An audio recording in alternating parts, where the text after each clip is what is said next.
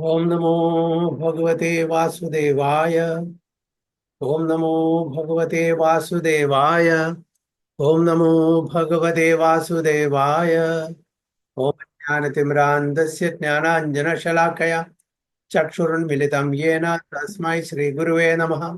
श्रीचैतन्यमनोभीष्टं स्थापितं येन भूतले स्वयं रूपा कदा मह्यं ददाति सुपदान्तिकं वन्देऽहं श्रीगुरुं श्रीयुतपथकमलं श्रीगुरुं वैष्णवांश्च श्रीरूपं साग्रजातं सगणरघुनाथान्वितं तं सजीवं साद्वैतं सावधूतं परिजनसहितं कृष्णचैतन्यदेवं श्रीराधाकृष्णपादान् सगणललिता शिविशाखान्वितंश्च। हे कृष्णा करुणा सिंधु दीनबंधो जगत्पते गोपेश गोपिका कांद राधा कांद नमोस्तुते। तप्त कांचन गौरांगी राधे वृंदावनेश्वरी शबानो सुदे देवी प्रणमामि हरिप्रिये। वाञ्छा कल्पतरुभ्यश्च कृपा सिन्धुभ्येव च पतितानां पावनेभ्यो वैष्णवेभ्यो नमो नमः। ओं विष्णुपादाय कृष्णपृष्ठाय भूतले श्रीमते भक्तिवेदांत स्वामिने नामिने नमस्ते सारस्वती देवे गौरवाणी प्रचारिणे निर्विशेष शून्यवादी पाश्चात्य देश तारिणे। जय श्री कृष्ण चैतन्य प्रभु नित्यानंद श्री अद्वैत गदाधर शिवासादि गौर भक्त वृंदा। हरे कृष्ण कृष्ण कृष्ण हरे हरे हरे राम राम राम हरे हरे। नारायणं नमस्कृत्यं नरं चैव नरोत्तमं देवीं सरस्वतीं व्यासं ततो जयमुदीरयेत्। नष्टप्रायेषु भद्रेषु नित्यं भागवत सेवया भगवती उत्तम श्लोके भक्तिर्भवति नैष्टिकी मूकं करोति वाचालं भङ्गुं लङ्घायते गिरिं यत्कृपातमहं वन्दे श्रीगुरुं दिनतारिणं परमानन्दमाधवं श्रीचैतन्यमेश्वरं योऽन्त प्रविश्य मम वाचमिमां इमां प्रसुप्तां सञ्जीवयति अखिलशक्तिधरस्वधाम्नाम् अन्यां च हस्तचरणश्रवणत्वादीन् प्राणां नमो भगवते पुरुषाय तुभ्यम्। जयदं सुरदो पङ्गुर्मम मन्दमदिद्गति नमः सर्वस्य पादाम्बुजो राधामदनमोहनो तमादिदेवं करुणानिधानं कमालवर्णं सुहितावतारम् अपार संसार समुद्र सेतुं भजामहे भागवतस्वरूपम्। परमानंद पाठाय प्रेमवर्षीय क्षराय देव सर्वदा सर्वसेव्याय श्रीकृष्णाय नमोस्तुमे। गुरुवे गौरचंद्राय राधिकाय तदालये कृष्णाय कृष्णभक्ताय तद्भक्ताय नमो। हरे कृष्ण हरि ओम तत्सत्। നമ്മളൊന്ന് വായിക്കുന്നത് ശ്രീമദ് ഭാഗവതം ഫസ്റ്റ് കാൻഡോ 13ാമത്തെ ചാപ്റ്റർ ആണ്, അധ്യായമാണ്. അതിലെ 8ാമത്തെ ശ്ലോകം മുതൽക്ക്. യുധിഷ്ഠിര ഉവാച അഭിസ്മരഥ യോ യുഷ്മത് പക്ഷച്ഛായാ സമേധിതാൻ വിപദ്ഗണാദ് വിഷാഗ്നാദ്യേർ മോചിതായത് സമാതൃകാ. യുധിഷ്ഠിര ഉവാച അഭിസ്മരഥ നോ യുഷ്മത് പക്ഷച്ഛായാ സമേധിതാൻ വിപദ്ഗണാദ് വിഷാഗ്നാദേർ മോചിതായത് സമാതൃകാ. ഹരേ കൃഷ്ണ. हरे कृष्णा प्रभु जी। हरे कृष्णा प्रणाम। ओम नमो भगवते वासुदेवाय। युधिष्ठिर उवाच अभिस्मरतनो युष्मात्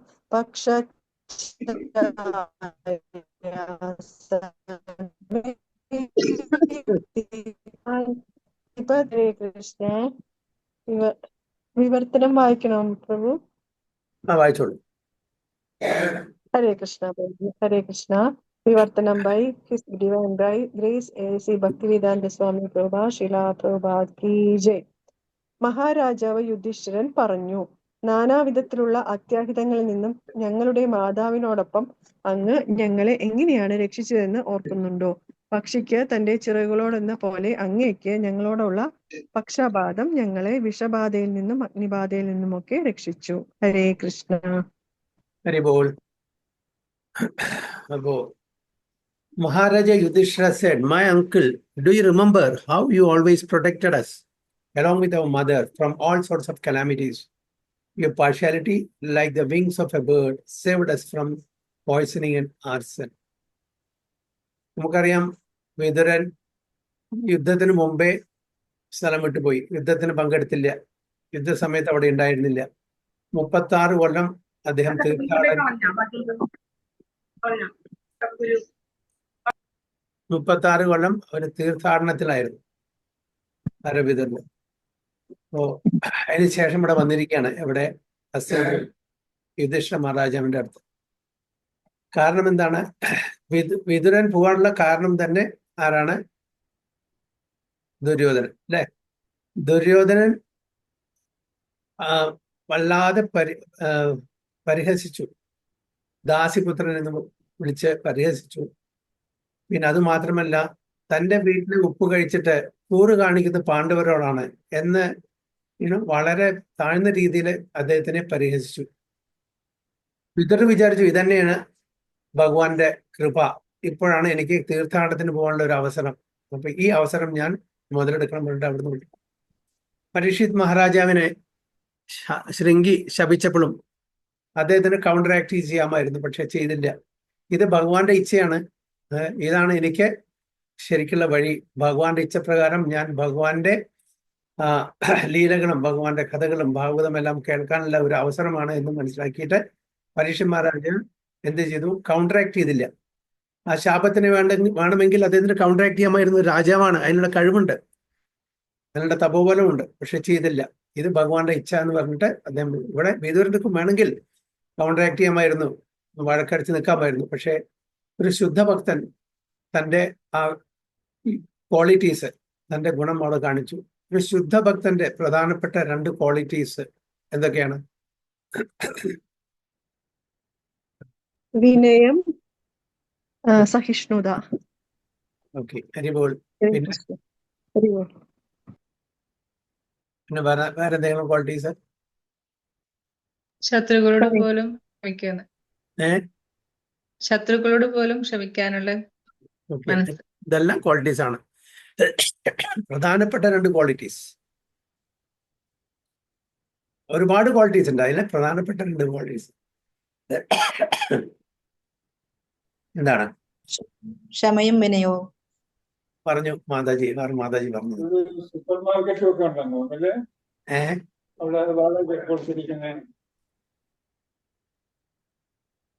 വൈരാഗ്യം, കരുണ. വൈരാഗ്യം, ഒരാളോടും ഒരു വൈരാഗ്യമില്ല, ടോട്ടലി ഡിറ്റാച്ച്ഡ്. എന്ത് പറഞ്ഞാലും കുഴപ്പമില്ല, എല്ലാം ഭഗവാന്റെ ഇച്ഛയാണത് അനുസരിച്ചിട്ട് അവിടുന്ന് വിട്ടുപോയി. ആ വൈരാഗ്യം കാരണമാണ് അദ്ദേഹത്തിന് വിട്ടുപോകാൻ പറ്റിയത്, ഇല്ലെങ്കിൽ അവിടുന്ന് വിട്ടുപോകാൻ പറ്റില്ല, അല്ലേ? പിന്നെ കരുണ, ഈ കരുണ കാരണമാണ് തിരിച്ചു വരാനും അദ്ദേഹത്തിന് കഴിഞ്ഞത്. തൻ്റെ സഹോദരനെ, ജ്യേഷ്ഠ സഹോദരനെ എങ്ങനെയെങ്കിലും ഉദ്ധരിക്കണം. കാണിച്ചാൽ ധൃതരാഷ്ട്ര വിതുരന് ഒരുപാട് സഹായം ചെയ്തിട്ടുണ്ട്. അതായത് ദാസിപുത്രനായിരുന്നെങ്കിലും നല്ല നല്ല എല്ലാ വേണ്ടുന്ന സഹായങ്ങളും ചെയ്തു കൊടുത്തിട്ടുണ്ട് ധൃതരാഷ്ട്രൻ.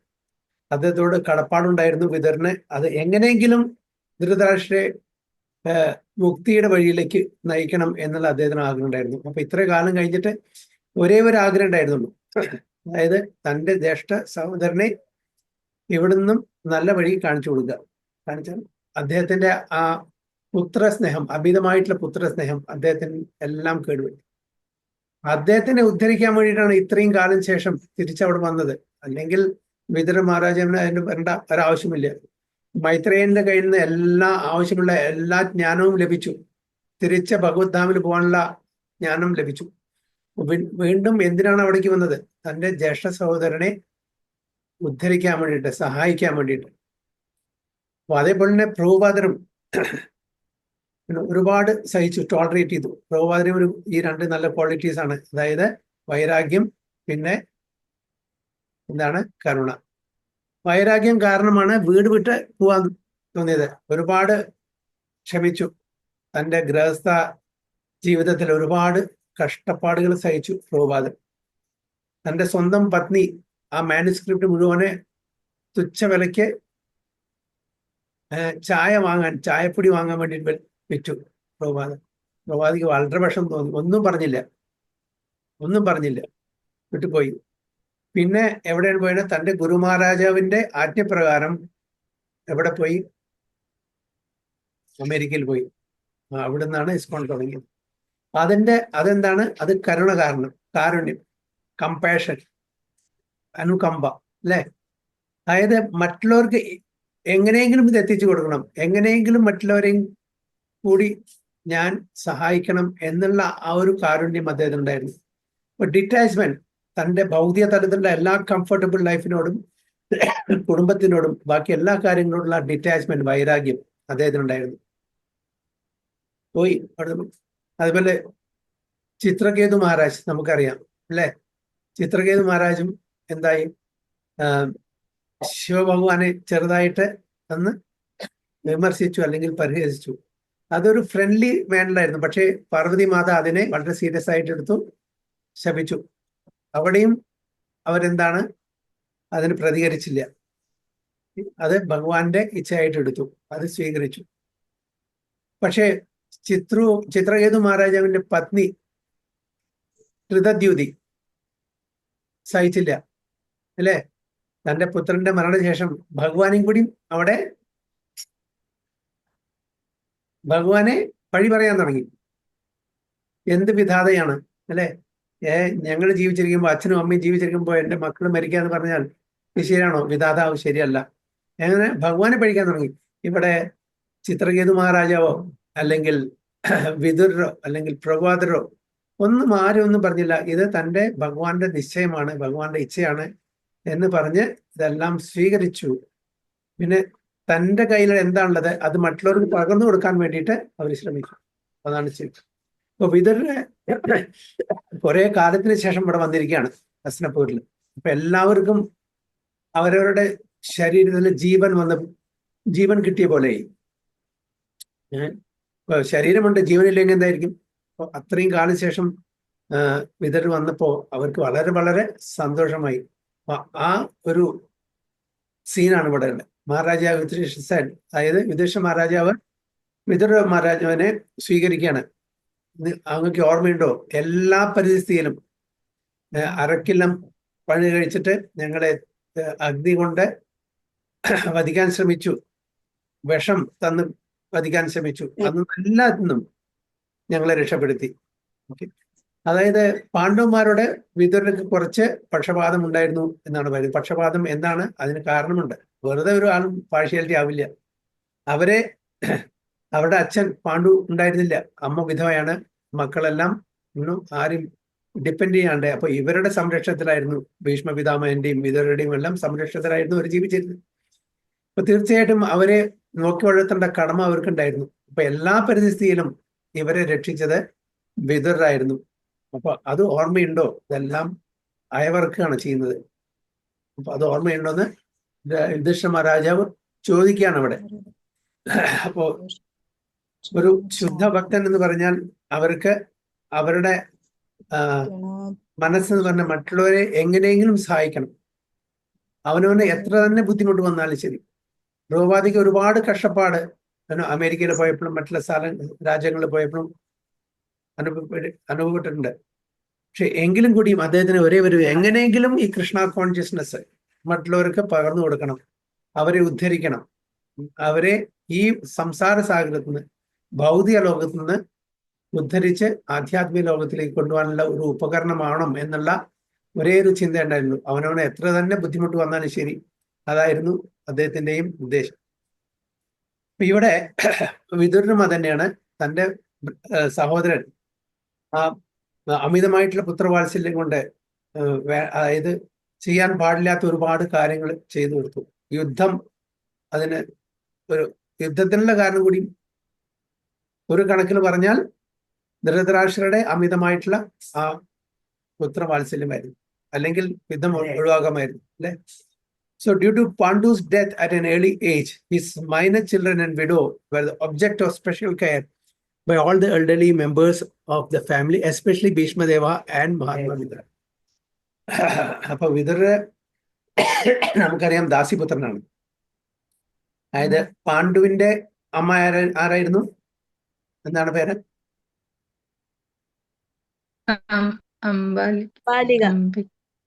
അംബിക.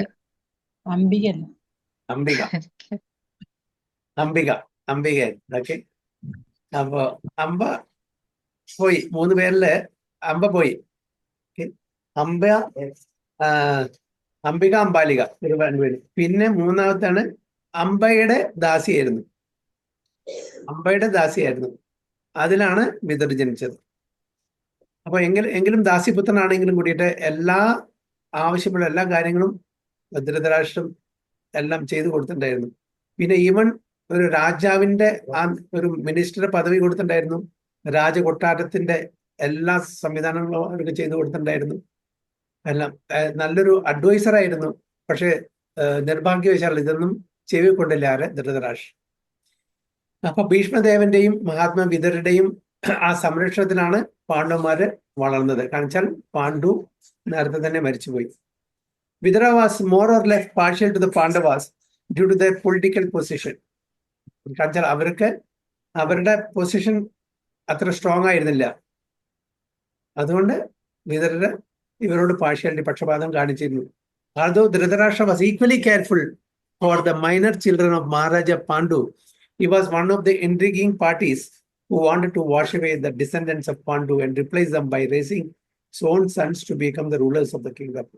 അപ്പൊ അദ്ദേഹത്തിന് പാണ്ഡവന്മാരോട് സ്നേഹമുണ്ടെങ്കിലും കൂടിയിട്ട് അമിതമായിട്ടുള്ള തന്റെ പുത്രന്മാരോടുള്ള അമിതമായിട്ടുള്ള വാത്സല്യ കാരണം അവരെ രാജാവിന്റെ ആസ്ഥാനത്തേക്ക് ഭരണത്തിലേക്ക് കൊണ്ടുവരാനുള്ള ആ ആഗ്രഹം കാരണം ഇവരെ എങ്ങനെയെങ്കിലും നശിപ്പിക്കണമെന്ന് മനസ്സിന്റെ ഉള്ളിലുണ്ടായിരുന്നു അദ്ദേഹത്തിന്. ആർക്ക്? ധൃതരാഷ്ട്രക്ക്. അപ്പൊ തന്റെ മക്കൾക്ക് സ്ഥാനം, പദവി ഇതെല്ലാം കൊടുക്കണം, ഇതായിരുന്നു അദ്ദേഹത്തിന്റെ മനസ്സിൽ. Mahatma Vithura could follow this intrigue of Dhritarashtra and company, and therefore, even though he was a faithful servitor of his eldest brother, Dhritarashtra, he did not like his political ambition for the sake of his own sons. He was therefore very careful about the protection of the Pandavas and their widow mother. ആരാണ് widow mother? Kunti മഹാറാണി. അപ്പോൾ വിതുരരെ അവരെ സംരക്ഷിക്കാൻ എല്ലാ വിധത്തിലും അവരെ സംരക്ഷിക്കാൻ ശ്രമിച്ചു കൊണ്ടിരുന്നു. Thus, he was, so to speak, partial to the Pandavas, preferring them to the sons of Dhritarashtra. ധൃതരാഷ്ട്രന്റെ മക്കള് പൗരവന്മാരെക്കാളും കൂടുതൽ ഇഷ്ടപ്പെട്ടത് പാണ്ഡവന്മാര്. അവര് നീതി, ധർമ്മം അത് പാലിച്ചുകൊണ്ട്. പക്ഷെ ഇവിടെ അങ്ങനെയല്ല. ഇവിടെ ചതി, വഞ്ചന അങ്ങനെയായിരുന്നു. അത് കൗരവന്മാര് എങ്ങനെയെങ്കിലും സ്ഥാനം, പദവി പിടിച്ചെടുക്കണം. Although both of them were equally affectionate in his ordinary eyes, he was equally affectionate to both the camps of nephews, in the sense that he always chastised Duryodhana for his intriguing policy against his cousin. Duryodhanan തക്കം നോക്കിയിട്ട് എങ്ങനെയെങ്കിലും അവരെ നശിപ്പിക്കാൻ നോക്കിയിരുന്നു. അപ്പൊ ഇതെല്ലാം വിതുരർക്ക് നന്നായിട്ട് അറിയാം. അപ്പോ അതിനെല്ലാം ദുര്യോധനെ ചാസ്റ്റൈസ് ചെയ്യുമായിരുന്നു. Always chastise Duryodhana for his intriguing policy against his cousins.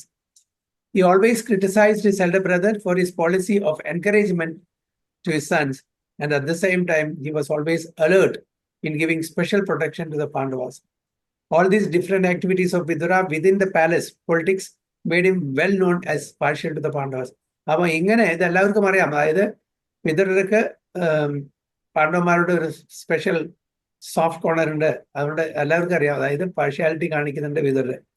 Partiality കാണിക്കുന്ന തെറ്റില്ല. കാരണം അവരെ സംരക്ഷിക്കാൻ ആരുമില്ല.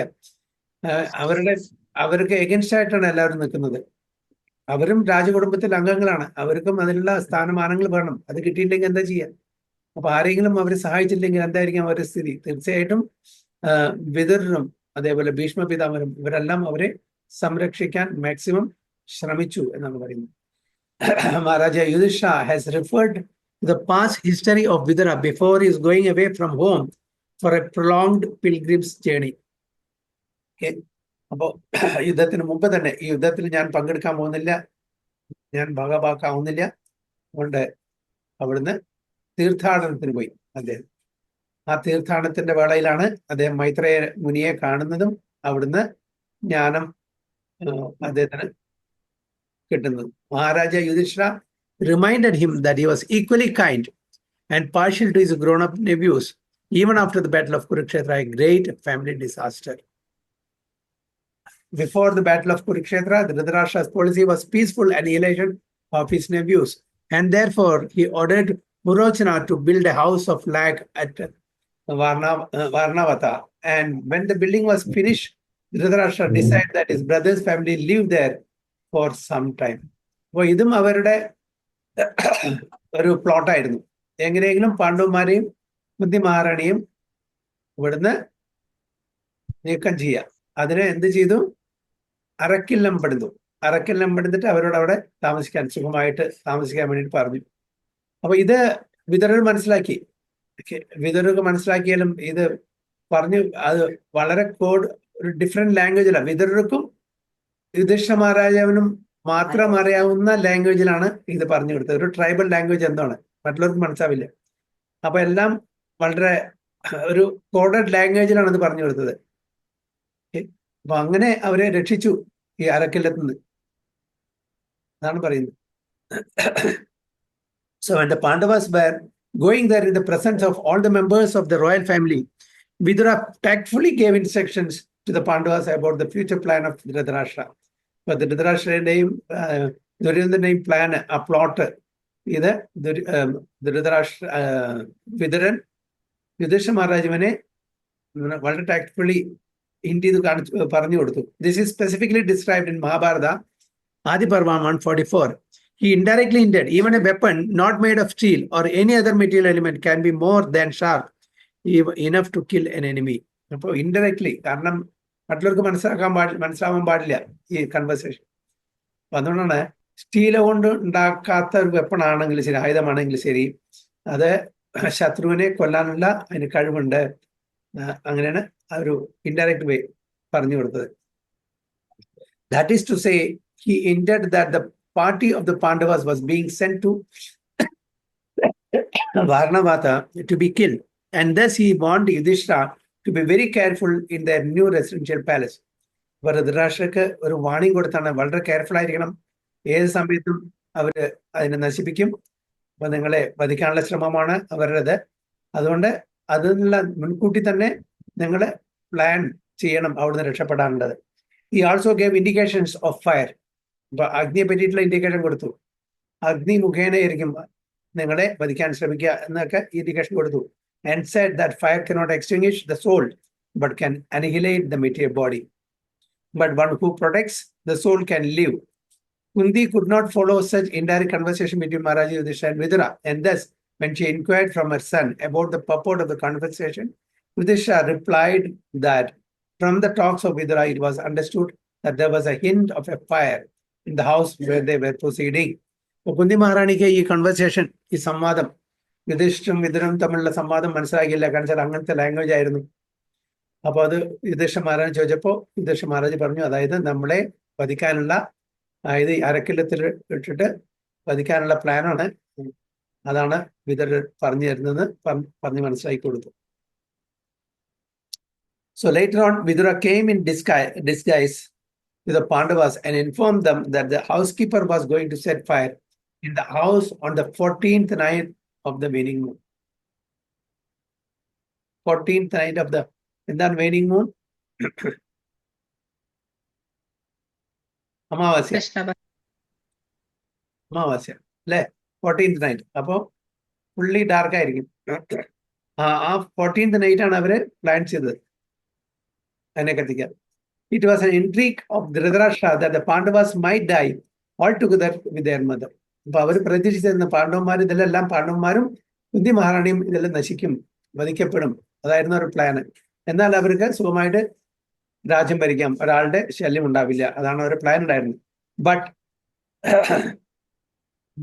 and by his warning, the Pandavas escaped through a tunnel underneath the earth, so that their escape was also unknown to Dhritarashtra. അപ്പൊ ഇവർക്ക് അറിയില്ല, കാരണം ചിലവർക്ക് ആൾറെഡി ഇന്റിമേഷൻ കിട്ടിയിട്ടുണ്ട് വിതുരന്. അതുകൊണ്ട് അവർ അതിനുള്ള എല്ലാ ഒരുക്കമാനങ്ങളും അവർ ടണൽ ഉണ്ടാക്കി. അപ്പോൾ ഈ വിതുരൻ ആൾറെഡി പറഞ്ഞു കഴിഞ്ഞു 14th നൈറ്റിനാണ് അവർ വധിക്കാൻ ശ്രമിക്കുന്നത്. അപ്പൊ അതിന് മുമ്പ് ടണലൊക്കെ തയ്യാറായി, അതിന് മുമ്പ് തന്നെ അവര് ആ ടണൽ കൂടെ പോയി രക്ഷ. ഇത് ആർക്കും അറിയില്ല, ധൃതരാഷ്ട്രക്കും അറിയില്ല, ദുര്യോധനും പാണ്ഡ്യനും ആർക്കും അറിയില്ല. So much so that after setting the fire, Kauravas were so certain of the death of the Pandavas that Dhritarashtra performed the last rites of death with great cheerfulness. അപ്പോ അവര് ആ ക്രിയകളും മരിച്ച ശേഷമുള്ള ക്രിയകളും ചെയ്തു കഴിഞ്ഞു. അവർ രക്ഷപ്പെട്ടെന്ന് ഇവർക്ക് അറിയില്ല. അവരെന്തായാലും 100% ഉറപ്പായിരുന്നു ഇവര് ഇതിൽ നിന്ന് രക്ഷപ്പെടില്ല, അരക്കില്ലത്തിന് രക്ഷപ്പെടില്ല, അവരെല്ലാം മരിച്ചിരിക്കുന്നു. അവരുടെ ഫൈനൽ റൈറ്റ്സും മരണശേഷമുള്ള എല്ലാ ക്രിയകളും ചെയ്ത് എങ്ങനെ എന്താണ് ഗ്രേറ്റ് ചിയർഫുൾനെസ്, സന്തോഷത്തോടു കൂടിയിട്ടാണ്. ഒരാൾ മരിച്ചു കഴിഞ്ഞാൽ സന്തോഷമാണുണ്ട് ഇവിടെ അവർക്കെല്ലാം.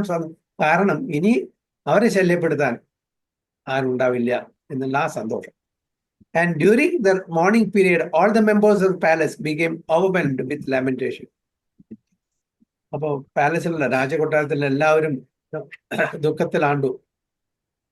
But Vidura did not become sick. വിതുറിന് കാര്യം അറിയാം. വിതുറിന് ഒരു പ്രശ്നം ഉണ്ടായിരുന്നില്ല, ഒരു ദുഃഖം ഉണ്ടായിരുന്നില്ല. Because of his knowledge that the Pandavas were alive somewhere. There are many such instances of calamities, and in each of them, Vidura gave protection to the Pandavas on one hand, and on the other, he tried to restrain his brother Dhritarashtra from such intriguing policies.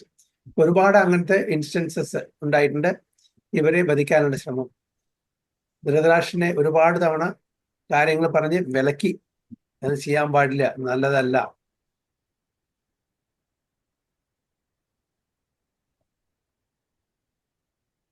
Therefore, he was always partial to the Pandavas, just as a bird protects its eggs by its. എങ്ങനെയായിരുന്നു പക്ഷപാതം കാണിച്ചത്?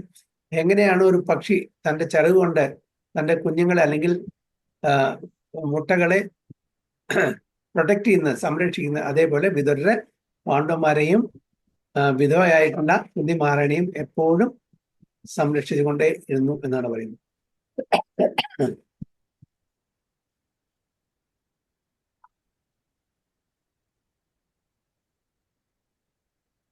Text 9. Kaya vritya vartitam vas saradbhikshidi mandalam tirthani kshetra mukhyani sevitani ha bhutale. Kaya vritya vartitam vas saradbhikshidi mandalam tirthani kshetra mukhyani sevitani ha bhutale. ഹരേ കൃഷ്ണ പ്രഭു. ഓം നമോ ഭഗവതേ വാസുദേവായ. കയാ വൃത്യാവർത്തിതം വശ്ചരദ്ഭീക്ഷിതി മണ്ഡലം തീർത്ഥാനി ക്ഷേത്രമുഖ്യാനി സേവിതാനീഹ ഭൂതലേ. വർത്തനം ഭാവാർത്ഥം by Srila Prabhupada കി ജയ്. ഈ ഭൂതലത്തിൽ സഞ്ചരിച്ചു കൊണ്ടിരിക്കുമ്പോൾ അങ്ങയുടെ ജീവസന്ധാരണം എങ്ങനെയാണ് നടത്തിയിരുന്നത്? ഏതെല്ലാം പുണ്യസ്ഥലങ്ങളിലും തീർത്ഥാടന കേന്ദ്രങ്ങളിലുമായാണ് അങ്ങ് സേവനം അനുഷ്ഠിച്ചത്? ഹരേ Krishna. Very good. While traveling on the surface of the earth, how did you maintain your livelihood? At which holy places and pilgrimage sites did you render service? ആരാണ് ചോദിക്കുന്നത്? യുധിഷ്ഠിര മഹാരാജാവ് അദ്ദേഹം വന്ന ഉടനെ, വിതുര മഹാരാജാവ് വന്ന ഉടനെ വേണ്ട സൽക്കാരൊക്കെ കൊടുത്ത് വിളിച്ചിരുത്തി കഴിക്കാനുള്ള കൊടുത്ത് റെസ്റ്റൊക്കെ കൊടുത്ത് പിന്നീടാണ് സംവാദം. ഉടനെ വന്നുകൊണ്ട് എവിടുന്നാ വരുന്നത്, എന്താണോ അങ്ങനെയൊന്നും ഇല്ല. അവർക്ക് വേണ്ടുന്ന കാര്യങ്ങളുണ്ട്.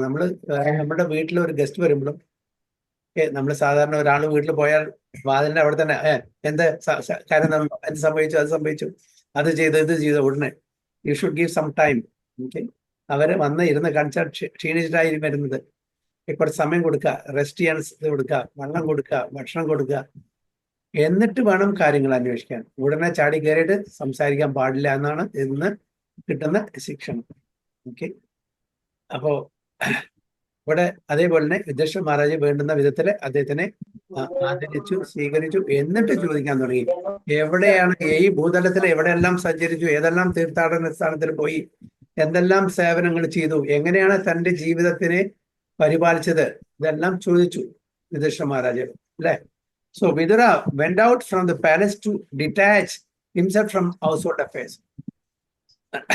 തന്റെ ഗൃഹസ്ഥ ജീവിതത്തിൽ നിന്ന് എല്ലാം ഡിറ്റാച്ച് ചെയ്തിട്ട് അദ്ദേഹം എവിടെ പോയി? തീർത്ഥാടനത്തിൽ പോയി. Went out from the palace to detach himself from household affairs, especially political intrigues. Okay?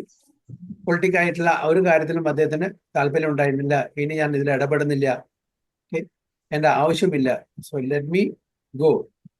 അങ്ങനെയാണ് അവിടുന്ന് തീർത്ഥാടനത്തിന്റെ പേരും പറഞ്ഞ് യുദ്ധത്തിന് മുമ്പ് പോകുന്നത്. As referred to here in before, he was practically insulted by Duryodhana's calling a son of Shudrani. Duryodhanan എന്ത് പറഞ്ഞിട്ടാണ് ഇൻസൾട്ട് ചെയ്തത്? ശൂദ്രാണി, സൺ ഓഫ് ശൂദ്രാണി, ശൂദ്രാണിയുടെ മകൻ എന്ന ഇതിലാണ്. Although it was not out of place to talk loosely in the case of one's grandmother.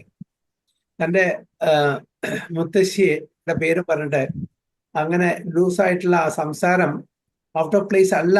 ചില സമയത്ത് നമ്മൾ തമാശയ്ക്ക് അങ്ങനെ പറയുമെങ്കിലും കൂടിയിട്ട് ഇന്റൻഷൻ നമ്മൾ മനസ്സിലാക്കണം. എന്താണ് ഇന്റൻഷൻ? നമുക്ക് തമാശയ്ക്ക് പറയാം, മുത്തശ്ശന്റെ പേര് പറഞ്ഞിട്ട് അവൻ മുത്തശ്ശന്റെ മകനാട്ടോ, അല്ലെങ്കിൽ മുത്തശ്ശന്റെ മകനാണ്, അങ്ങനെ പറഞ്ഞിട്ട് നമുക്ക് തമാശ പറയാം. പക്ഷെ തമാശ പറയാനുള്ള ആ യോഗ്യത പറയുന്ന ആൾക്കാർക്ക് ഉണ്ടായിരിക്കണം. എന്ത് ഇന്റൻഷനോട് കൂടിയിട്ടാണ് തമാശ പറയുന്നത് നോക്കണം. ഒരു ഗുരുവിന് തൻ്റെ ശിഷ്യനെ കളിയാക്കും. ഒരു ഗുരുവിന് തൻ്റെ ശിഷ്യനെ കളിയാക്കാം, തമാശ പറയാം. ശിഷ്യന് ഗുരുവിനെ കളിയാക്കാൻ പറ്റുമോ? കളിയാക്കാൻ പറ്റില്ല, പാടില്ല. ഒരു പ്രാവശ്യം ശ്രീ പ്രഭാതരും തൻ്റെ വെസ്റ്റേൺ ഡിസൈപ്പിൾസും കൂടിയിട്ട് മായാപ്പൂരില് ഗംഗാ തീരത്ത് കൂടെ പോകുന്ന സമയത്ത് അപ്പൊ പ്രഭാത പറഞ്ഞു ഉടനെ തന്നെ, ഓക്കെ നമുക്ക് ഗംഗയിൽ സ്നാനം ചെയ്യാമെന്ന്. സ്നാനം ചെയ്യാൻ വേണ്ടിയിട്ട് പ്രഭാത ഗംച്ചൊക്കെ ഇട്ടിട്ട് ഇറങ്ങി. അതിൻ്റെ കൂടെ എല്ലാ ഡിസൈപ്പിൾസും ഇറങ്ങിയ ശേഷം ഡിസൈപ്പിൾസ് എന്ത് ചെയ്തു? ഒരു തമാശയ്ക്ക് വേണ്ടിയിട്ട് കുറച്ച് വെള്ളം ശ്രീ പ്രഭാതയുടെ മേലേക്ക് സ്പ്ലാഷ് ചെയ്യാൻ തുടങ്ങി. പ്രഭാത വളരെ ഗ്രേവായി, don't play with your spiritual master. തൻ്റെ ഗുരുവിനോട് കളിക്കാൻ പാടില്ല. വളരെ വളരെ ഗ്രേവായിട്ട് സീരിയസ് ആയിട്ട് പറഞ്ഞു. അപ്പൊ നമ്മൾ ആരോടാണ് കളിക്കേണ്ടത്, ആരെ പരിഹസിക്കണം, ഇതൊക്കെ നമ്മൾ അറിഞ്ഞിരിക്കണം. നമ്മളുടെ യോഗ്യത, നമ്മളുടെ പൊസിഷൻ മനസ്സിലാക്കണം. ഭർത്താവിനും ഭാര്യയ്ക്കും അങ്ങോട്ടും ഇങ്ങോട്ടും കളിത്തമാശ പറയാം അല്ലേ?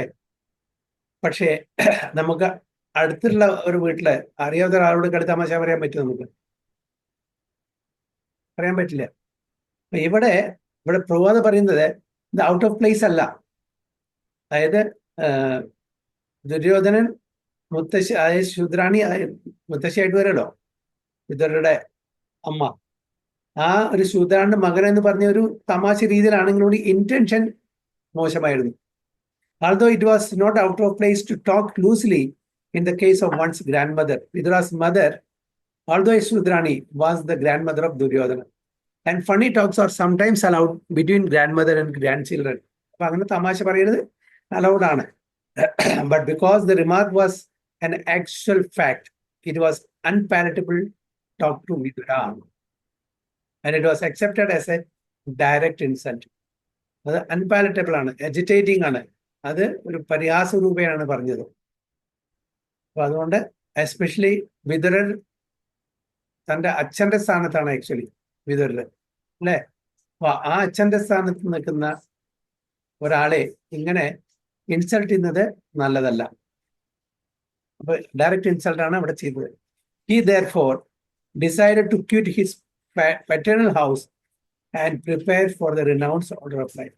അപ്പൊ ഇങ്ങനെ പറഞ്ഞപ്പോ അദ്ദേഹം തീരുമാനിച്ചു, ഇനഫ് ഇസ് ഇനഫ്, ഇത് ഭഗവാന്റെ ഇച്ഛയാണ്, ഞാൻ ഇവിടുന്ന് പോവാണ് പറഞ്ഞിട്ട് അവിടുന്ന് സ്ഥലം വിട്ടു. അതാണ് വൈരാഗ്യം.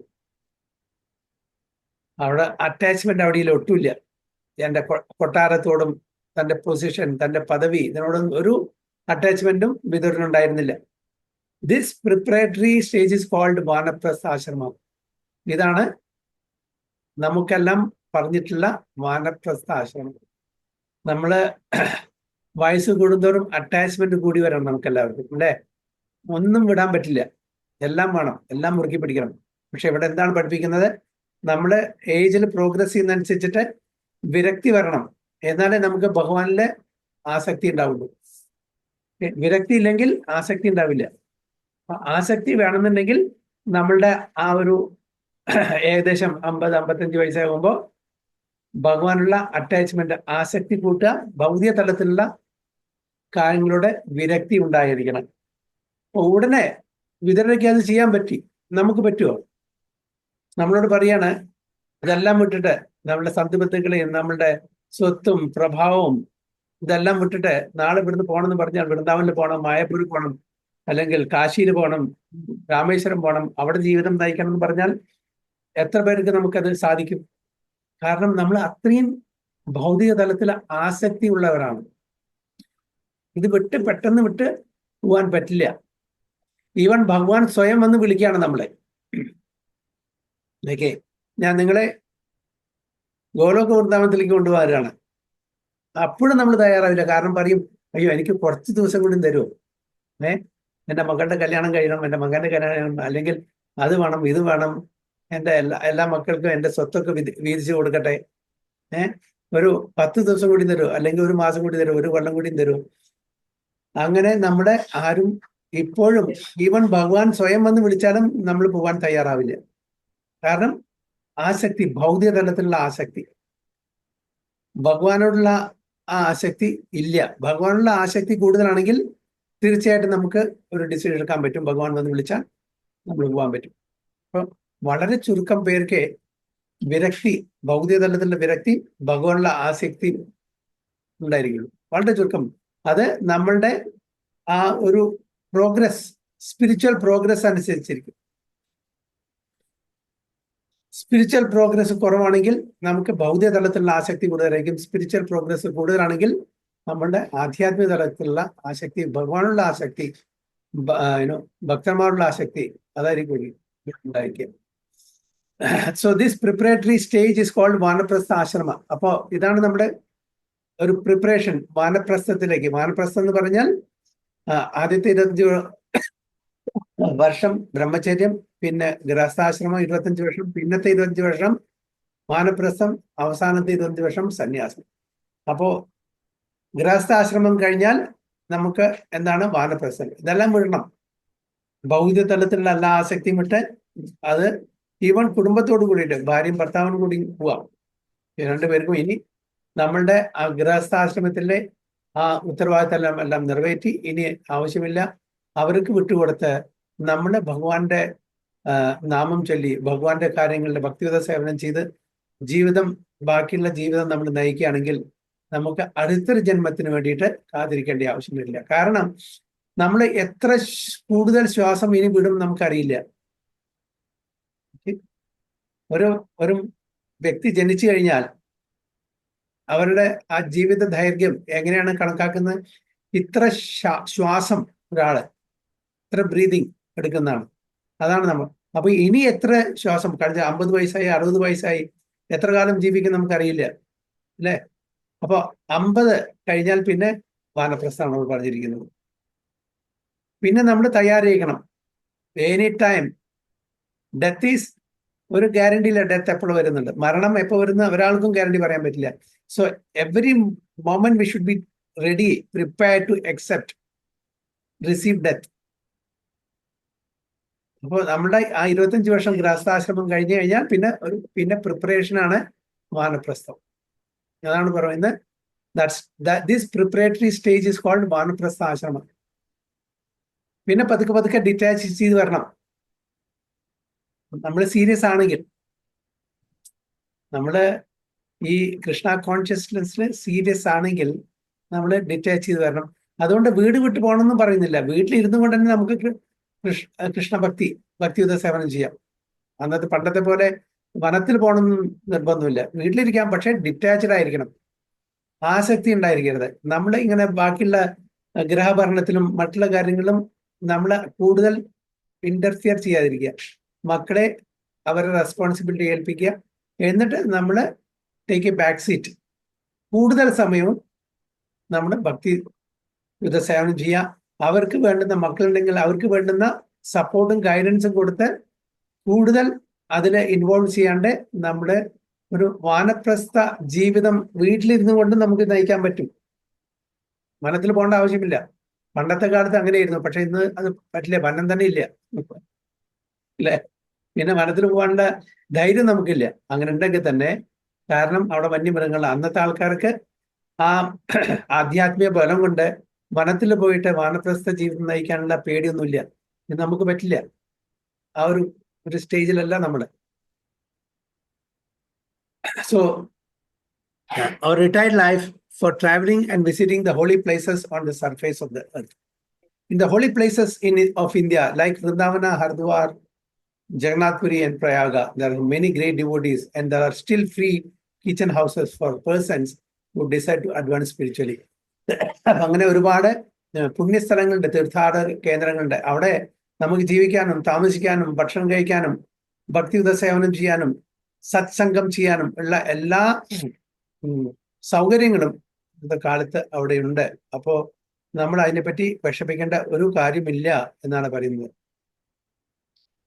അപ്പോ നമ്മള് ഒരു തീർത്ഥാടനത്തിന് പോവാന്ന് പറഞ്ഞാൽ പല ആൾക്കാരും പിക്നിക് പോലെയാണ്. നമ്മളെല്ലാവരും എല്ലാവരും പിക്നിക് പോലെയാണ് തീർത്ഥാടനത്തിന് പോകുന്നത്. പോയി മാക്സിമം സ്ഥലം കാണുക, ഗംഗ യമുന അവിടെ എല്ലാം ഇങ്ങനെ കുളിക്കുക, പാപങ്ങൾ കഴുകിക്കളയുക, തിരിച്ചു വരിക, തിരിച്ചു വന്ന ശേഷം വീണ്ടും പാപങ്ങൾ ചെയ്യുക, അല്ലെ? ഇതാണ് മെജോറിറ്റി ഓഫ് ദ പീപ്പിൾ ചെയ്യുന്നത്. അതല്ല വേണ്ടത്.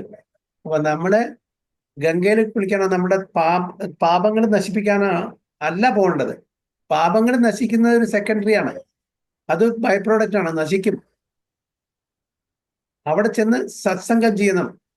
ഗ്രേറ്റ് പേഴ്സണാലിറ്റീസ്, എക്സോൾട്ടഡ് ഡിവോട്ടീസ്, അവരുടെ നിന്നും നമുക്ക് പ്രവചനം കേൾക്കണം. നമ്മളെ ശുദ്ധീകരണം നടക്കണമെങ്കിൽ അവരുടെ ആ സത്സംഗം നമുക്ക് കിട്ടണം, അവരായിട്ടുള്ള അസോസിയേഷൻ കിട്ടണം. ഇല്ലെങ്കിൽ നടക്കില്ല. നമ്മൾ സാധാരണ പോകുന്ന അവിടെ പോയി ഗംഗയിൽ കുളിച്ചു, ഞാൻ എല്ലാം പ്യൂരിഫൈഡ് ആയി, ഞാൻ ഇനി തിരിച്ചു വന്നു, എനിക്ക് എന്തും ചെയ്യാം. വീണ്ടും എന്താണ് നമ്മൾ ആദ്യം നിലക്ക് തുടങ്ങുകയാണ് പാപം ചെയ്യാൻ. അപ്പൊ എവിടെയാണ് അവസാനിക്കുന്നത്? അറ്റോൺമെന്റ്. ഓക്കെ, അതിനെ എന്താണ് നമ്മുടെ ശാസ്ത്രത്തിൽ എന്താണ് ഉപമിച്ചിരിക്കുന്നത്? എങ്ങനെയാണ്? എലിഫന്റ് ബേതിങ് അല്ലെ? ആന കുളിക്കുന്നതിന് സമാനമായിട്ടാണ്. ആന നന്നായിട്ട് പോയിട്ട് കുളിക്കും, പുഴയിലോ കുളത്തിലോ പോയിട്ട് നന്നായി കുളിക്കും, തിരിച്ചു വന്ന് മണ്ണ് ദേഹത്ത് വാരിയിടും. അതേപോലെ അവര് നമ്മുടെ ക്രിസ്ത്യൻസ് എല്ലാ സൺഡേയിലും ചർച്ചിൽ പോവും. അവിടെ ചെന്ന് ഒരാഴ്ച ചെയ്തിട്ടുള്ള പാവങ്ങളെല്ലാം പറഞ്ഞ് മാപ്പ് ചോദിക്കും, വീണ്ടും തിങ്കളാഴ്ച മുതൽക്ക് വീണ്ടും ചെയ്യുന്നു. അതാണ് പ്രഭാത പറഞ്ഞിരിക്കുന്നത്. അങ്ങനെ നമ്മളും ചെയ്യാൻ പാടില്ല. കാരണം വെച്ചാൽ നമ്മൾ ഒരു പ്രാവശ്യം അവിടെ ചെന്ന് കഴിഞ്ഞാൽ നമ്മളുടെ സന്യാസിവര്യന്മാരുടെ അസോസിയേഷനിൽ നമുക്ക് ജ്ഞാനം കിട്ടിക്കഴിഞ്ഞാൽ നമ്മൾ വീണ്ടും പാപങ്ങള് ചെയ്യാൻ പാടില്ല എന്നാണ് പറഞ്ഞത്. So Maharaja Yudhishthira was inquisitive to learn whether Vidura maintained himself by the mercy of the three kitchen houses, Chatras. അപ്പോൾ മഹാരാജ യുധിഷ്ഠിരന്റെ ആ ചോദ്യങ്ങള്, അന്വേഷണം എന്താണ്? വിതുര എങ്ങനെയാണ് മെയിൻറ്റെയിൻ ചെയ്തത്, അദ്ദേഹത്തിനെ എങ്ങനെ പരിപാലിച്ചു, ആ ഫ്രീ കിച്ചൺ ഫെസിലിറ്റി എല്ലാം യൂസ് ചെയ്തു, എന്താണ് അവിടെ ചെയ്തത്, എവിടെയെല്ലാം പോയി, ഈ കാര്യങ്ങളെല്ലാം ചോദിച്ചു. ടെക്സ്റ്റ് 10. ഭവത് വിധാ ഭാഗവതാസ് തീർത്ഥഭൂതാ സ്വയം വിഭോ തീർത്ഥി കുർവന്തി തീർത്ഥാനി സ്വാന്താസ്ഥേന ഗദാഭൃതാം. ഭവത് വിധാ ഭാഗവതാസ് തീർത്ഥഭൂതാ സ്വയം വിഭോ തീർത്ഥി കുർവന്തി തീർത്ഥാനി സ്വാന്തസ്ഥേന ഗദാഭൃതാം.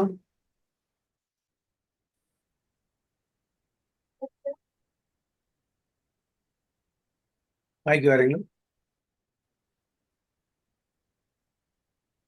ഇപ്പോൾ ഹരേ കൃഷ്ണ പ്രഭു. ഭഗവതേ വാസുദേവായ. ഭവദ്യുതാ ഭാഗവതാ തീർത്ഥഭൂതാ സ്വയം വിഭോ തീർത്ഥി കുർവന്തി തീർത്ഥാനി സ്വാന്തസ്തേന ഗദാഭൃതാ. വിവർത്തനം ഭവതി വൈ ഹിസ് ഡിവൈൻ ഗ്രേസ് അഭയ ചരണാരവിന്ദ ഭക്തി വേദാന്ത സ്വാമി ശ്രീല പ്രഭുപാദ് കി ജയ്. ഹേ വിഭോ, അങ്ങയുടെ പോലുള്ള ഭക്തന്മാർ നിശ്ചയമായും പുണ്യസ്ഥലങ്ങളുടെ മൂർത്തിഭാവമാണ്. പരമ ദിവ്യോത്തമ പുരുഷനെ സ്വന്തം അന്തരംഗത്തിൽ വഹിക്കുകയാൽ അങ്ങേ എല്ലാ സ്ഥലങ്ങളെയും തീർത്ഥസ്ഥലങ്ങളാക്കി രൂപാന്തരപ്പെടുത്തുന്നു. ഹരേ Krishna. ഹരിബോൾ. My Lord, devotees like your good self are verily holy places personified. Because you carry the personality of God within your heart, you turn all places into places of pilgrimage. അപ്പോ യുധിഷ്ഠിര മഹാരാജാവ് പറയുന്നത് വിതുരരെ പറ്റിയാണ്. തീർത്ഥി കൂർവന്തി തീർത്ഥാനി ആണ് ഇവിടെ പറയുന്നത്, അല്ലേ?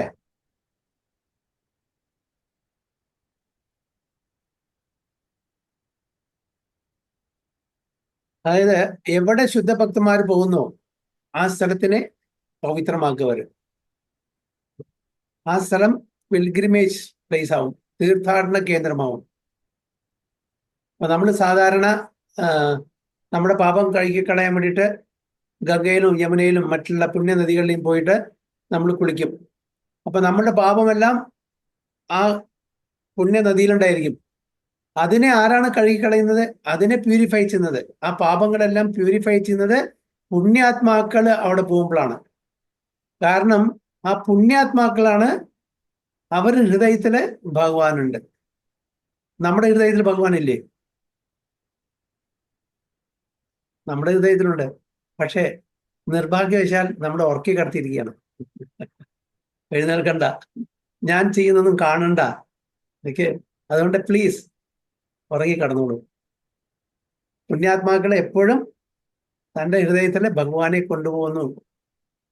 ഭഗവാൻ അവരുടെ കൂടെ എപ്പോഴും ഉണ്ടായിരിക്കും.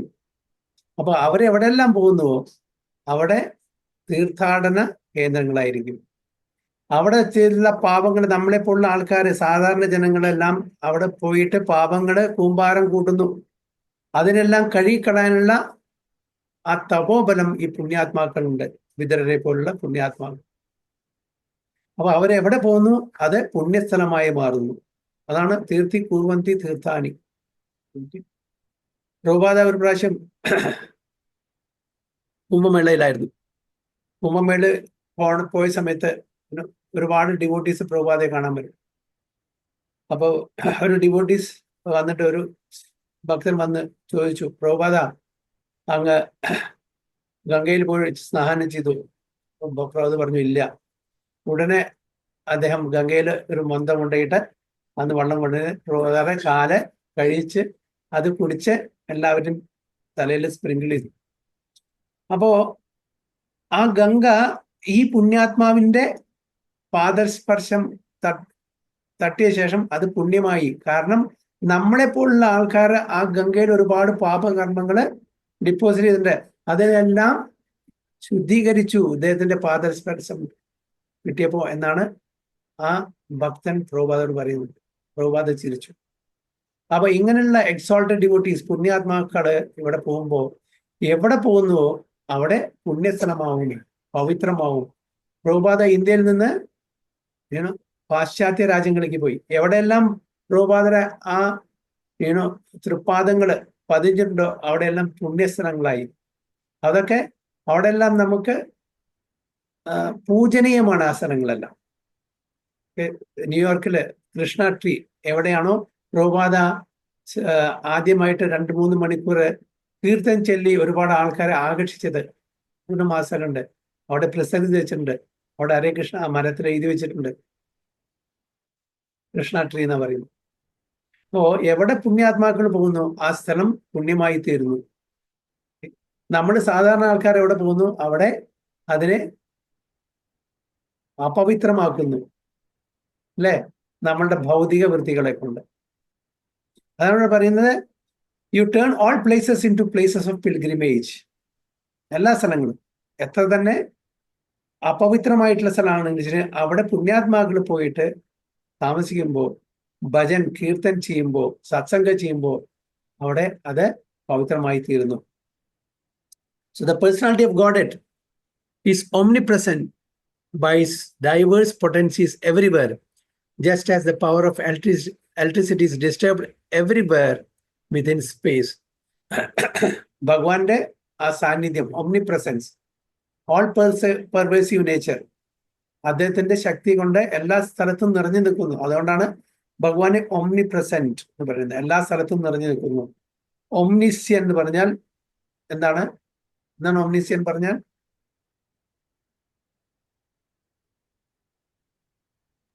സർവജ്ഞാനീയ.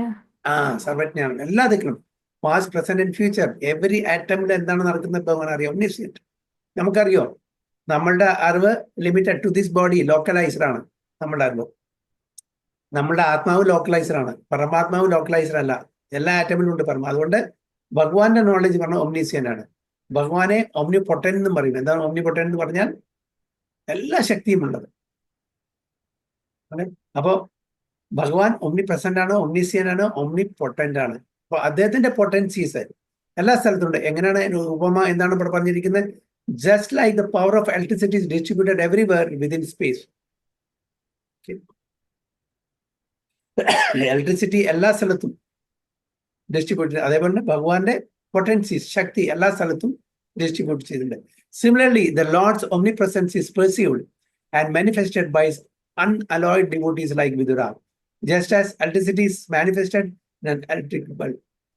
A pure devotee like Vidura always feels the presence of the Lord everywhere. നമുക്ക് ഭഗവാന്റെ പ്രസൻസ് എല്ലാ സ്ഥലത്തും കാണാം. ഒരു ശുദ്ധഭക്തന് ഭഗവാന്റെ സാന്നിധ്യം എല്ലാ സ്ഥലത്തും, ഈ ക്രിയേഷനിൽ, ഈ പ്രകൃതിയിലെ ഓരോ കണത്തിലും, ഓക്കെ, ഒരു പുഷ്പത്തിലും മലയിലും സാഗരത്തിലും പുഴയിലും കുളത്തിലും വള്ളത്തിലും എല്ലാറ്റിലും ഭഗവാന്റെ പ്രസൻസ് കാണാം. ഏതാണ് നമുക്ക് കാണില്ല. ഇപ്പം വള്ളം കണ്ട ഉടനെ അതിന്റെ ടേസ്റ്റ് എന്താ പറയുന്നത്? രസോഹം അപ്സു കൗന്തേയ. ഓക്കെ, അതിന്റെ ടേസ്റ്റ് ഞാനാകുന്നു ഭഗവാൻ പറയുന്നുണ്ടേ. കാർമേഘം കണ്ട ഉടനെ ഗോപികമാരെ കൃഷ്ണനെ സ്മരിക്കുന്നു. കാർമേഘത്തിന്റെ ആ കോംപ്ലക്ഷനാണ് കൃഷ്ണന്റെ. അപ്പോൾ എല്ലാറ്റിലും ഭഗവാന്റെ പ്രസൻസ് കാണുന്നു മഹാത്മാക്കൾ. പക്ഷെ നമുക്ക് അതിനുള്ള ഇല്ല. നമ്മളെന്തായാലും എല്ലാം മെറ്റീരിയൽ ആയിട്ട് അതിനെ കാണുന്നു. നമ്മളും ആ ഭക്തിയിൽ പ്രോഗ്രസ് ചെയ്യണമെങ്കിൽ നമുക്കും ഭഗവാനെ എല്ലാ സ്ഥലത്തും കാണാൻ പറ്റും.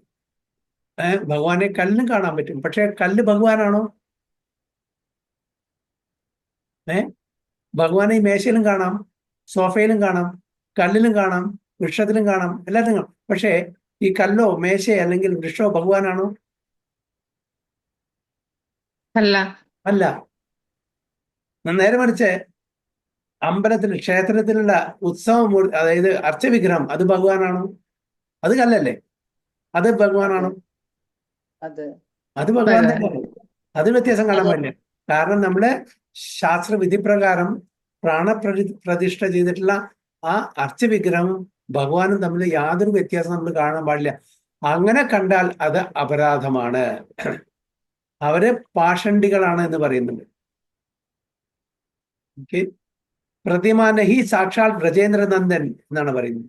പ്രതിമാനഹി, ഞാൻ പ്രതിമാൻ അല്ല, സാക്ഷാൽ ബ്രജേന്ദ്രനന്ദനാണെന്ന് പറയുന്നത്. So he sees everything in the potency of the Lord and the Lord in everything. The holy places all over the earth are meant for purifying the polluted consciousness of the human being by an atmosphere surcharged with the presence of the Lord's unalloyed devotees. ഭഗവാന്റെ ശുദ്ധഭക്തന്മാരുടെ ആ presence ഈ ലോകത്തിനെ, ഈ ഭൂതലത്തിനെ എല്ലാം വളരെ വളരെ പവിത്രമാക്കി മാറ്റുന്നു. If anyone visits a holy place, he must search out the pure devotees residing in such holy places, take lessons from them, try to apply such instructions in practical life, and thus gradually prepare oneself for the ultimate salvation. അപ്പൊ നമ്മള് തീർത്ഥാടനത്തിന് പോവുക, പുണ്യസ്ഥലങ്ങളിൽ പോവുക എന്ന് പറഞ്ഞാൽ അങ്ങനെ പുണ്യാത്മാക്കളുടെ ആ സത്സംഗം കിട്ടാൻ വേണ്ടിയിട്ട്, അവരിൽ നിന്നും അറിവ് നേടാൻ വേണ്ടിയിട്ടാണ്. അല്ലാണ്ട് പിക്നിക്കിന് പോയ പോലെ പോയിട്ട് കാര്യമില്ല. ഓക്കെ, അതിന് ശരിക്കും നമുക്ക് ഗുണം കിട്ടുന്നുണ്ടെങ്കിൽ നമ്മൾ ചെന്ന് പുണ്യാത്മാക്കളുടെ അടുത്ത് നിന്നിരുന്ന് നമുക്ക് വേണ്ടുന്ന അറിവ് നേടണം. ആധ്യാത്മിക തലത്തിലുള്ള, ആത്മീയ തലത്തിലുള്ള അറിവ് നേടാൻ ശ്രമിക്കണം എന്നാണ് പറയുന്നത്. So to go to some holy place of pilgrimage does not mean only to take bath in the Ganges or Yamuna or to visit the temple situated in those places. അപ്പൊ പുണ്യസ്ഥലത്ത് പോകാന്ന് പറഞ്ഞാൽ യമുനയിലോ അല്ലെങ്കിൽ ഗംഗയിലോ പോയിട്ട് മുങ്ങിക്കുളിക്കുക, പാപങ്ങൾ കഴുകിക്കളയുക, ഇതല്ല ഉദ്ദേശം. ഭഗവത് ദർശനം മാത്രമല്ല, ഭഗവാന്റെ ഭക്തന്മാരായിട്ടുള്ള ആ അസോസിയേഷൻ കിട്ടുക, അതാണ് മെയിനായിട്ട്. എന്നാൽ മാത്രമേ നമ്മളുടെ പ്യൂരിഫിക്കേഷൻ നടക്കുള്ളൂ. One should also find representatives of Vidura who have no desire in life save except to serve the personality of God. വിദുരരെ പോലുള്ള സന്യാസി വര്യന്മാരുടെ, ശുദ്ധഭക്തന്മാരുടെ ആ ഒരു സമ്പർക്കം, ആ ഒരു അസോസിയേഷൻ നമുക്ക് കിട്ടാൻ വേണ്ടി നമ്മൾ ശ്രമിക്കണം. The personality of God is always with such pure devotees. കാരണം എപ്പോഴും ഭഗവാൻ അവരുടെ കൂടെ ഉണ്ടായിരിക്കും, ശുദ്ധഭക്തന്മാരുടെ കൂടെ എപ്പോഴും ഉണ്ടായിരിക്കും, അല്ലേ? നാഹം തിഷ്ഠാമി വൈകുണ്ഠേ, അല്ലെ ഭഗവാൻ പറയുന്നത്. ഞാൻ വൈകുണ്ഠത്തിലല്ല, യോഗികളുടെ ഹൃദയത്തിലല്ല. എവിടെയാണോ എൻ്റെ ഭക്തന്മാരെ എൻ്റെ ഗാനങ്ങൾ ചെയ്യുന്നത് അവിടെയാണ്, എൻ്റെ കീർത്തനങ്ങൾ ചെയ്യുന്നത് അവിടെ ഉണ്ടായിരിക്കും. അപ്പൊ ഭഗവാന്റെ ഭക്തന്മാരുടെ കൂടെയാണ് എപ്പോഴും ഭഗവാൻ ഉണ്ടായിരിക്കുക. So the pure devotees hear from the authorities and chant, sing and write of the glories of the Lord. Mahamuni Vyasadeva heard from Narada and then he chanted in writing. Vyasadevan Narada മഹർഷിയുടെ നിർദ്ദേശപ്രകാരം അദ്ദേഹം ഭാഗവതം ഫൈനലായിട്ട് ഭാഗവതം രചിച്ചു. Sukhdev Goswami studied from his father and he described it to Parikshit. That is the way of Srimad Bhagavatam. Sukhadev Goswami Parikshit മഹാരാജന് പറഞ്ഞു കൊടുത്തു Srimad Bhagavatam. So by their actions, the pure devotees of the Lord can render any place into a place of pilgrimage, and the holy places are worth the name only on their account.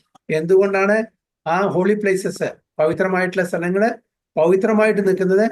അങ്ങനെ പുണ്യാത്മാക്കളുടെ presence കൊണ്ടാണ്. നമ്മളെപ്പോലുള്ള ആൾക്കാർ മാത്രം പോവാണ്. പുണ്യാത്മാക്കൾ അവർ വരുന്നില്ലെങ്കിൽ 2 ദിവസം കൊണ്ട് അതെല്ലാം ശരിയാക്കി കൊടുക്കും. പവിത്രമായിട്ടുള്ള ആ സ്ഥലങ്ങള് 2 ദിവസം മതി, അധികം ദിവസം വേണ്ട. അപ്പോ അതിന്റെ ആ സാങ്ക്ടിറ്റി അതിനെ നിലനിർത്തുന്നത് പുണ്യാത്മാക്കളുടെ പ്രസൻസ് കൊണ്ട്, സാന്നിധ്യം കൊണ്ടാണ്. അപ്പൊ പുണ്യാത്മാക്കള് ഈ ഭൂതലത്തിലുള്ള എല്ലാ പിൽഗ്രിമേജിനും അതായത് തീർത്ഥസ്ഥാനത്തും പോയിക്കൊണ്ടേയിരിക്കുന്നു. നമ്മൾ ചെയ്യുന്ന പാപകർമ്മങ്ങളെല്ലാം നീക്കി അതിനെ ശുദ്ധീകരിച്ചു കൊണ്ടേയിരിക്കുന്നു. അതാണ് അവർ ചെയ്യുന്നത്. Such pure devotees are able to rectify the polluted atmosphere of any place, ഏത് സ്ഥലത്തും. And what to speak of a holy place rendered unholy by the questionable actions of interested persons who try to adopt the professional life at the cost of the reputation of a holy place. അപ്പൊ even പുണ്യസ്ഥലങ്ങളിലെയും നമ്മള് ഭൗതിക തലത്തിലുള്ള കാര്യങ്ങൾ ചെയ്ത് അതിന്ന് മുതലെടുക്കാൻ ശ്രമിക്കുന്ന ആൾക്കാരുണ്ട്. Science പഠിക്കണോ? അതാണ് ഇവിടെ പ്രഭാത് പറയുന്നത്. Such pure devotees are able to rectify the polluted, അങ്ങനത്തെ സ്ഥലങ്ങൾ, polluted atmosphere, any place, ഏത് പവിത്രമല്ലാത്ത അപവിത്രമായിട്ടുള്ള സ്ഥലങ്ങളെയും പവിത്രമാക്കാനുള്ള കഴിവ് ഈ പുണ്യാത്മാക്കളുണ്ട്, ശുദ്ധഭക്തന്മാരുണ്ട്. ഈവൻ സാധാരണ ആൾക്കാരെ അങ്ങനത്തെ പുണ്യസ്ഥലങ്ങളെ മുതലെടുത്ത് തൻ്റെ ഭൗതിക സുഖത്തിന് വേണ്ടിയിട്ട് ശ്രമിക്കുന്ന ആൾക്കാർ കൂടിയുണ്ട്. ഈവൻ അതിനെയും കൂടിയിട്ട് അവര് ശുദ്ധീകരിക്കുന്നു എന്നാണ് പറയുന്നത്. Holy place rendered unholy by the questionable actions.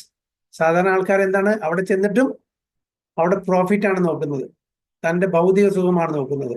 അതാണ് ഇവിടെ പറയുന്നത് questionable actions of interested person who try to adopt a professional life. അവിടെ ചെന്നിട്ടും ഭക്തിയല്ല, അവർക്ക് ബിസിനസ്സാണ്. At the cost of the reputation of holy place. കാരണം അവിടെ പവിത്രമായ സ്ഥലമാണ്, അവിടെ ബിസിനസ് ചെയ്താൽ എനിക്ക് കൂടുതൽ പൈസ ഉണ്ടാക്കാം, അവിടെ ഭൗതിക സുഖം കൂടുതൽ നമുക്ക് കിട്ടും. അങ്ങനെ നമ്മളെ ദുരുപയോഗിക്കുന്ന ആൾക്കാരും കൂടി ഉണ്ട് എന്നാണ് പറയുന്നത്. ഹരേ കൃഷ്ണ. സോ ടെക്സ്റ്റ് 11 അടുത്ത ക്ലാസ്സിൽ. വാഞ്ചാകൽപതരുഭ്യശ്ച കൃപാസിന്ധുഭ്യവ ച പതിതാനാം പാവനേഭ്യോ വൈഷ്ണവേഭ്യോ. आनंद कोटि वैष्णव की जय, श्रील प्रभुपाद की जय, गुरु महाराज की जय.